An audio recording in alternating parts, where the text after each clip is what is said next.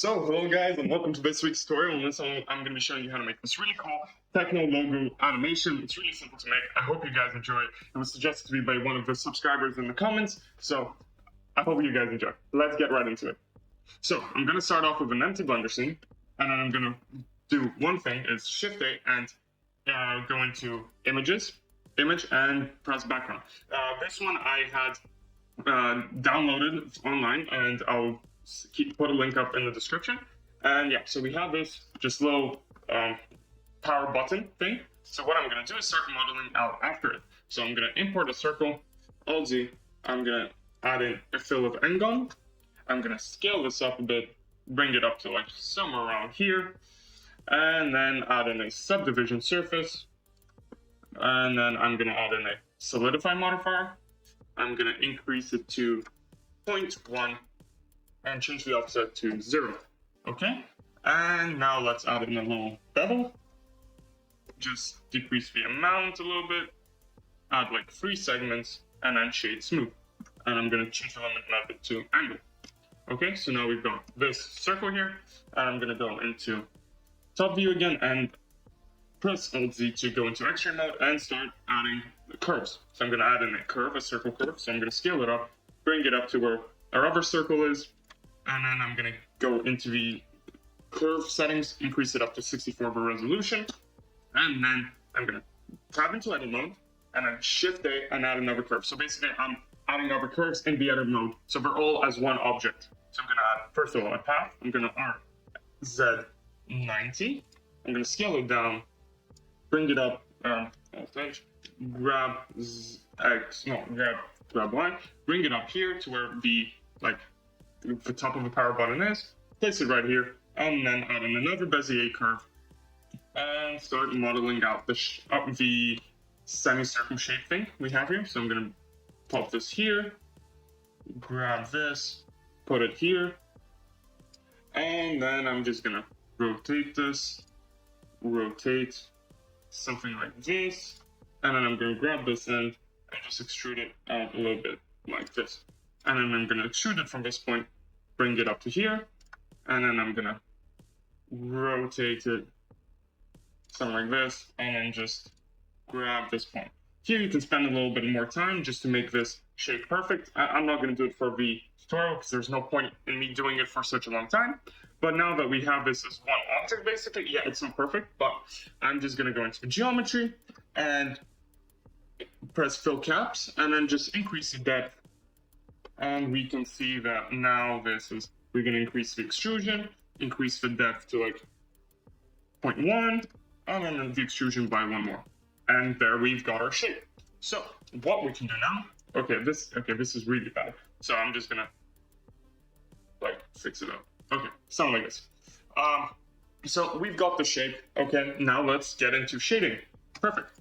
That's basically the whole thing. So if we shade this, which I'm going to use this really nice shader that by my fellow YouTuber, Ducky 3D. He let me use this material for my tutorial. So let's go select this, the circle we have here.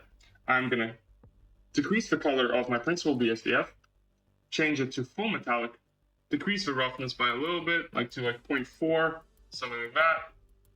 And then I'm going to start adding my nodes. So if we add in a bump node, plug the bump into the normal, and Shift-A, add in a color ramp.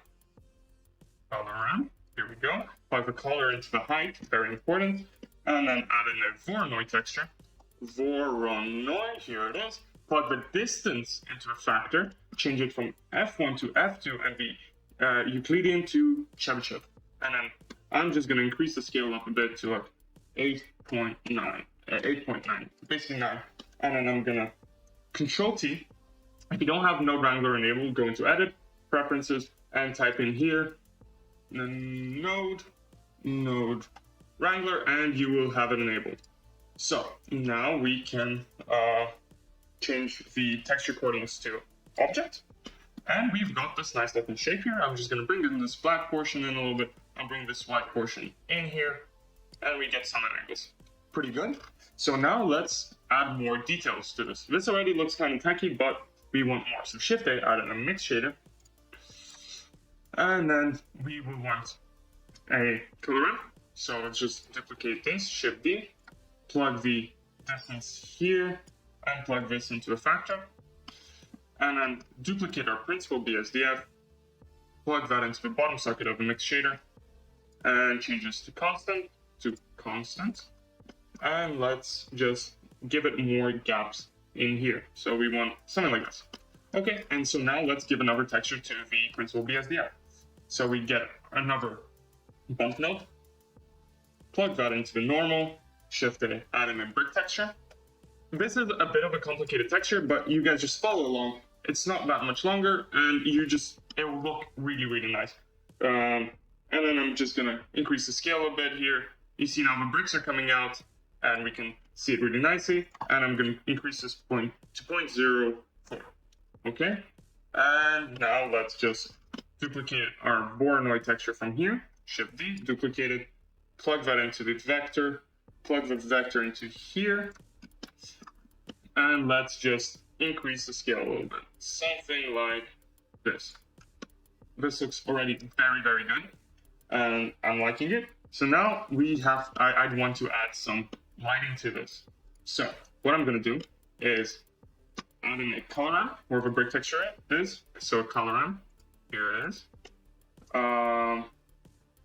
Plug that into here,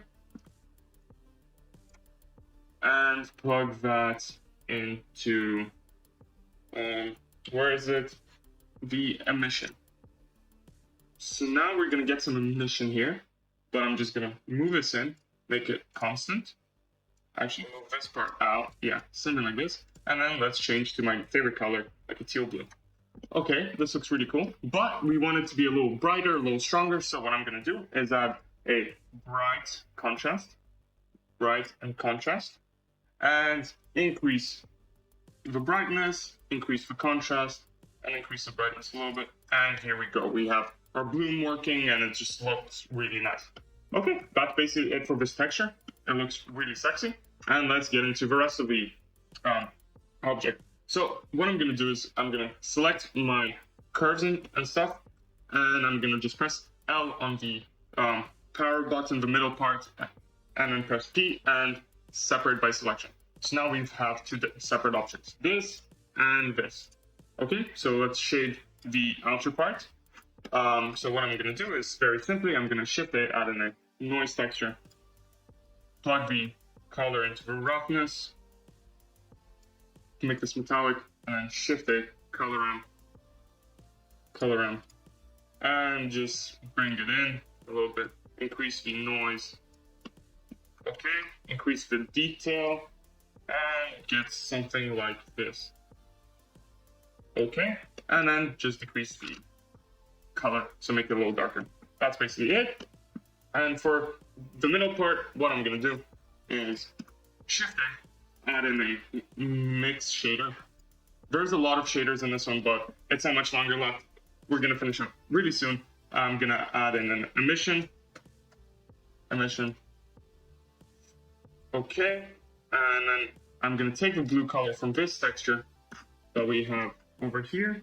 I'm just gonna copy this hex code. We have Control C. I'm gonna come back here, and where we have our emission, I'm gonna plug that in. Control V, increase the power a little bit, and then change this to Shift A, distance. Not all distance search. I want a Voronoi. Where it is? Where is it? Here it is. And plug the distance into a factor. Add in a color ramp, and start bringing these two in. I'm gonna switch them the place around and bring it in, and then change this to distance to edge. And now we've got this really nice texture. Let's increase the power a bit, make it bigger, and yeah, we've got this. I'm just gonna make it metallic and decrease the roughness, and then just get it a little darker. Sexy as ever. So basically nearly completed. We should just light this whole scene a little bit. So Shift A, I'm gonna add in an area lamp, grab on the Z a little bit. I'm gonna change it to contact shadows, increase the strength to like 200, and grab it on the Z, and change it to a disc, scale it up a bit. So now we're lighting this from the top, grab on the X, and then let's shift, duplicate this, rotate this, plop it here, grab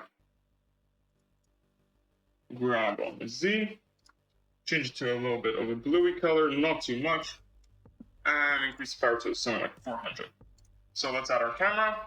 I'm gonna go into top view, Shift A, add on the camera, Control 0, grab, move out, grab on the here, and remove ourselves somewhere here. And then I'm gonna add in some text, because if you saw in the animation we had some text. So I'm gonna grab that on the X, bring it out here, and I'm gonna write Techie. But I will also use a font that I downloaded from the font, and I'm gonna just show it to you guys. It's called Nasillation. I'm gonna put a link in the description, but here it is. I just pressed download and then opened the file in Blender, and we got this font. So we have this Techie thing here, and I'm gonna put it all in caps, Techie, and it looks beautiful. So let's just extrude it a little bit and add some depth, and now we've got this nice Techno logo. But it's a bit no color. So we want to get this really cool material, this grungy sci-fi, I don't know, cool material onto it. And now if we look from our camera, this looks beautiful. So let's just turn down the background color, and here we got this. Amazing.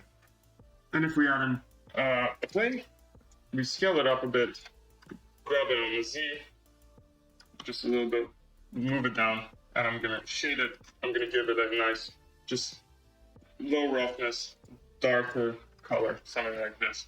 So if we go back into rendered mode and we look from our camera, this looks beautiful. I'm gonna scale this up a bit. Okay. Perfect. So now let's quickly and nicely animate this. So what I'm gonna do is I'm gonna give myself 175 frames. On frame 160, I want this to be in the position that it is now. So I'm gonna keyframe its location, and then I'm gonna, on frame 1, I'm gonna grab it on the X. Let's grab it on the X, move it out of the way, keyframe its location, and change the interpolation by pressing here to Bezier. So now we have it moving in. And we can also animate our power button here. So let's go to frame 1, keyframe the rotation, press I, go to frame 160, change the Y and the Z rotation by 360, just press 360, and press I, and now we'll rotate also. But first, before we do that, we have to actually parent all of these objects together. So Control P and parent to object. And now they'll all move together, and which is really good. So we can add Bezier interpolation, and there we go. That's our whole animation. So if we go here, it's the color management, change it to very high contrast, and then export it by writing our file name, calling it, I don't know, whatever. It doesn't matter. Press FFmpeg, encoding to MP4, and the output quality to perceptual losses. And that's how you get an animation that looks something like this. Amazing, really nice, techno. It's fun to make. It's not that crazy, but I thought you guys would like it. So on that note, if you guys enjoyed, please subscribe, press the like button, comment down below what kind of videos you want me to make. If you like at some point maybe one of your videos will come out, and yeah. So see you guys in the next one.